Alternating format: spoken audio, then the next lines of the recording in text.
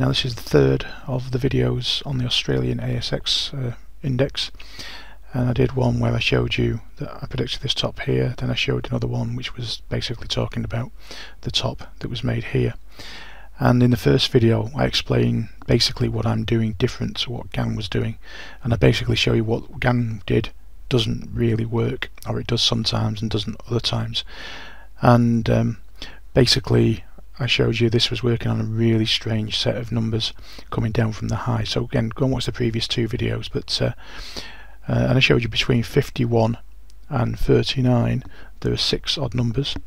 Between 39 and 29 there are 5 odd numbers.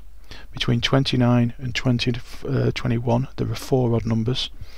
Then there's 3 odd numbers to that one, which actually doesn't work. Then there's 2 odd numbers to that one between 11 and 15. Then there's 1 odd number between 11 and 9. And I showed you these strange percentages, and I go and show you what Gann would have done. Now the only Gann percentage there that you can see, the one that Gann would have used, would have been 75%, which gives us the top that was made there. But based on what had happened in the past, I predicted some things into the future. So I predicted, for instance, of this strange weird number here, okay, and for the future this one here, because when I did the video it was basically here, so that was already on the chart. And I showed you I was very interested in this one because it was 50%, which basically I talk about in the very first YouTube video. It's the very first thing that ever found work from a Gann point of view, because there's lots of things that Gann said that I just can't even get to work with hindsight. So to try and get them to work without hindsight means, you know, you haven't got much of a chance. But it doesn't always work at 50. People seem to get the idea that I always trade at 50. It's just not true. It's just the first thing that I found work. What I'm looking for is mathematical combinations at the same level to increase my chances of being right. Okay, so like I said, that's where I left the video, and I said in the probably the second video that the sequence of angles had finished, but I showed you that I was watching this one for the future. Okay, now I thought I'd put on the other percentages in this sequence. Now, just to prove that I'm not making this up, somebody has actually worked out how I've done this. Okay, so if he sees this video, if he wants to make a comment without telling people how I've done it, just to say that I'm not making up what I'm about to show you. I think he lives in Australia actually. So basically the next one after this one is going to be 91.30434, and the next one in the series would be 95.833, and the next one in the series would be 100. Okay, can you see the non-linear kind of way it's working? Yeah, you'd never see it. It's a bit like cycles. That's why cycles don't work, because people are looking for set distances between tops and bottoms. Markets don't work that way. If it was that easy, everybody would make a fortune. Okay, like I said, what I'm looking for is combinations of things, and that's a good example.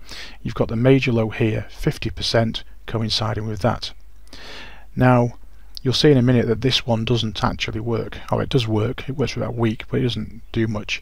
However, this was the far better level. There was loads and loads of resistance at this level. So if we go to the next major low after this one, where I did 50, the next one's here. Now obviously there's more to it than this, but let's add 50% and just see what it coincides with. Can you see that 50% from this low coincides with this number that I said is the next one in the sequence? Okay, and basically this is what happened.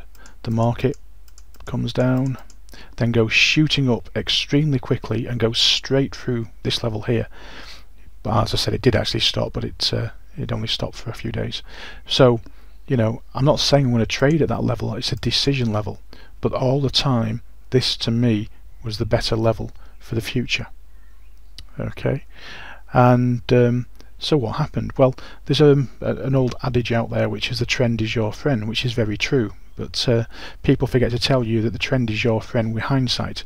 And I would say that it's never so dangerous to trade with a trend when everybody's jumping on the bandwagon. The dollar against the euro is a classic example of that. It was a one-way bet in favour of the dollar. Recently, you know, it isn't. Things change. Okay, so this goes up like a rocket. It reaches 50%, which is the same percentage from this low to give you this high. It's the things I've already said. And basically, what happens? The market stops and comes down. Okay. Then it forms a double top. Now that can be a very weak sign if it shows weakness, but it did come down, but not for very long, and then it goes back up again. And so at this stage here, it's formed what Gann call a triple top. A triple top from a Gann point of view is a very weak sign. However, I don't find it very good. If you don't believe me, probably watch some of the gold YouTube videos that I've done where I talk about fourth attempts as an example. I tend to find if it does work on a triple top, which it usually doesn't, but if it does, and this one does, it doesn't last very long and then goes shooting back up to catch the people out. Now, I told clients at this stage that usually things break through on a fourth attempt, and I gave a level in the future where I thought it might get to. But at the end of it, and I'll probably put the video, I'll put the signal on at the end of this if I can find it, basically said, but if it doesn't go through on a fourth attempt, which is a Gann rule, it's an incredibly weak sign. Okay, and in this particular case, it didn't break through on a fourth attempt, and it was a very weak sign. Yeah, the market went down very, very quickly. Now, as I said before, the pattern just stopped. I didn't really know, based on the pattern I just showed you about the distance of odd numbers between these numbers.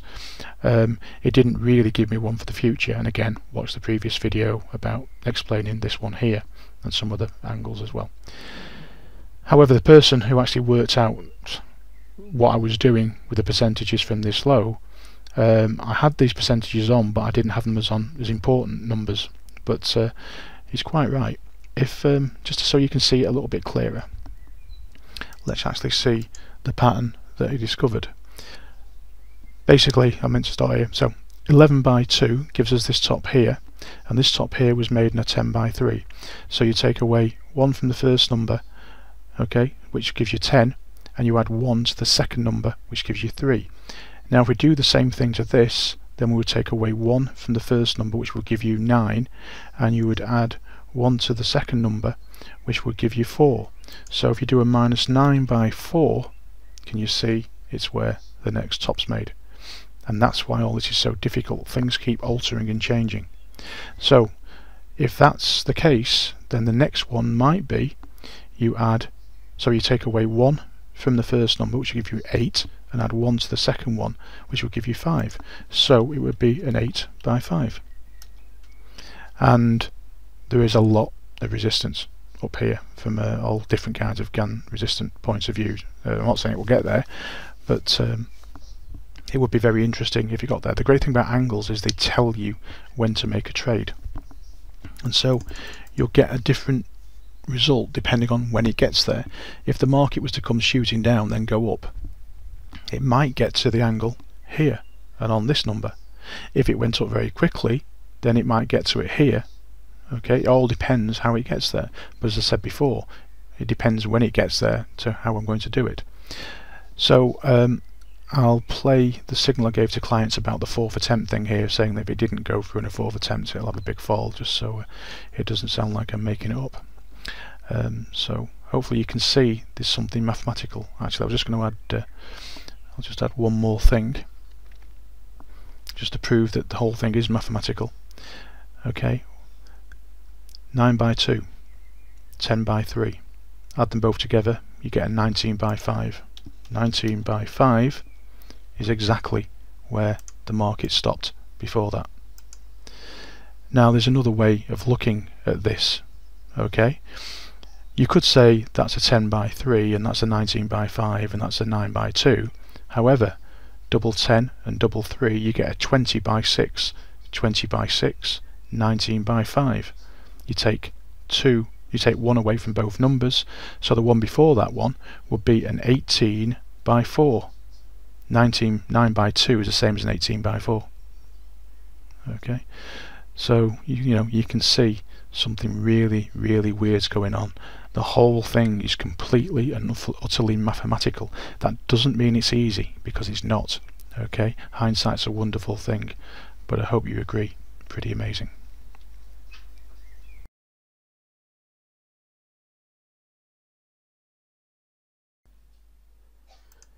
Now let's go to the training video of the 24th of the 4th 2015, and as discussed in there, I think we might be possibly going up to here. I'm going to watch here, but I doubt it.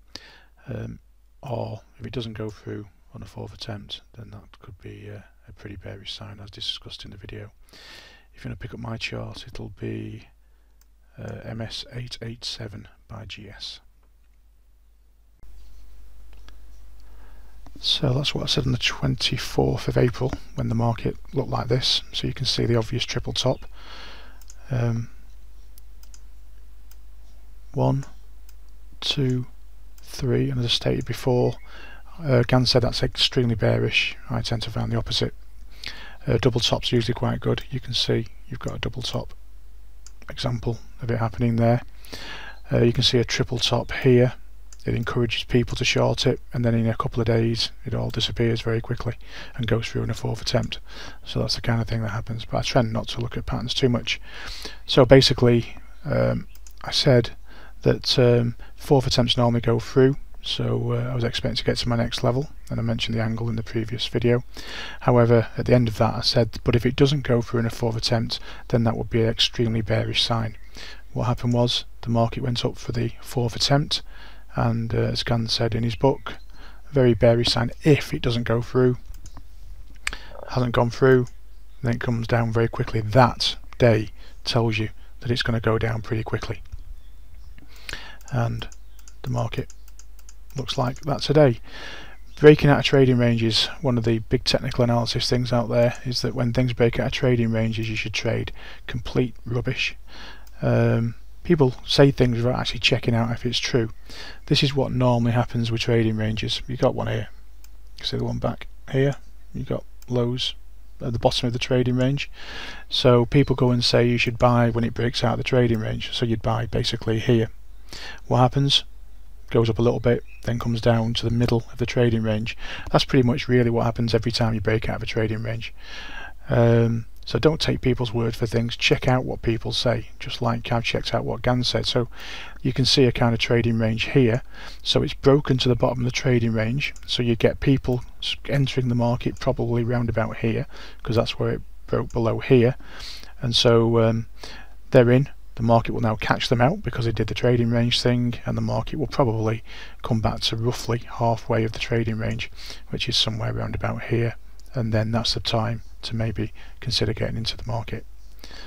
So hope you enjoyed the video, and if you want more information, contact me at the details at the end of this video.